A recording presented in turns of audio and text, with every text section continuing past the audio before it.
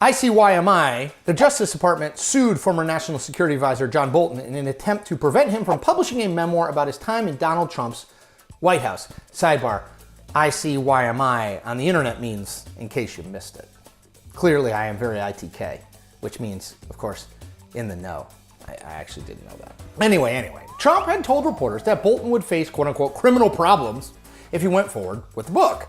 On the same day the Justice Department made its move against Bolton official, the Daily Beast reported that Trump was weighing his legal options to stop his niece, Mary Trump, from publishing her own book, titled Too Much and Never Enough: How My Family Created the World's Most Dangerous Man, understatement, that paints the president in, as you might guess, an unfavorable light.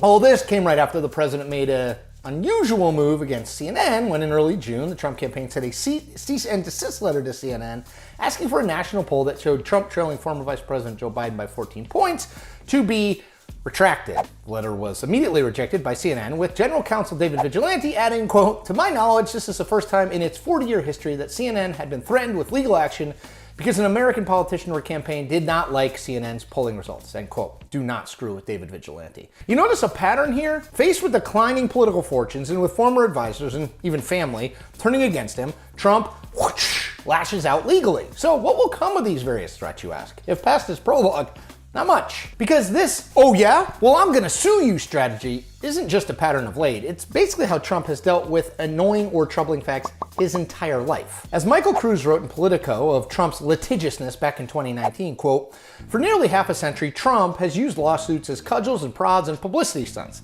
He and his wingmen have used them or threats of them to harass, to deflect, and to delay, to punish opponents and protect his brand, his money, his image, himself.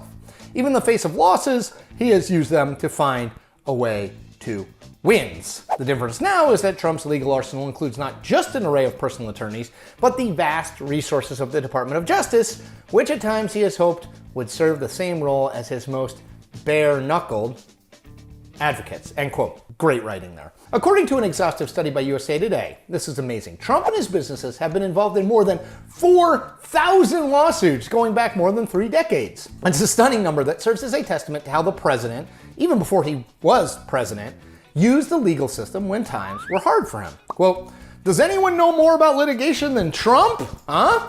Trump said of himself on the campaign trail in 2016, adding, "I'm like a PhD in litigation," end quote. Think back to that 2016 campaign when more than a dozen women came forward alleging that Trump had sexually harassed or assaulted them.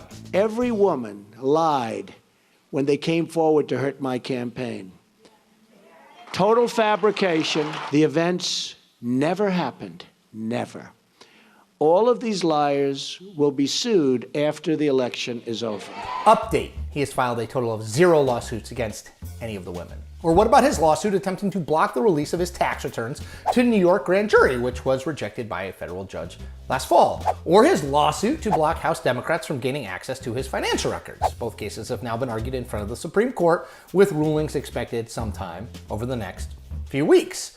Or let's go all the way back, almost went off the screen there, to the early 1970s, when in response to the Department of Justice suing Trump and his dad, alleging racial discrimination in rental practices in buildings they owned in New York City, the Trump family hired Roy Cohn and countersued, tying up the process for years before arriving at a consent decree and not admitting guilt. As the New York Times wrote back in 2017 of that 1973 lawsuit, quote, "Trump's entire career has effectively been one long legal entanglement. He filed his first major lawsuit more than 40 years ago, and it was, in fact, a countersuit," end quote. What that first lawsuit taught Trump is that winning, legally speaking, didn't have to be the end goal. Lawsuits, whether or not Trump's side won, could be used to muddy the waters in the media, muddying the waters, or drag out expensive processes to the point where the other side either gave up or ran out of money.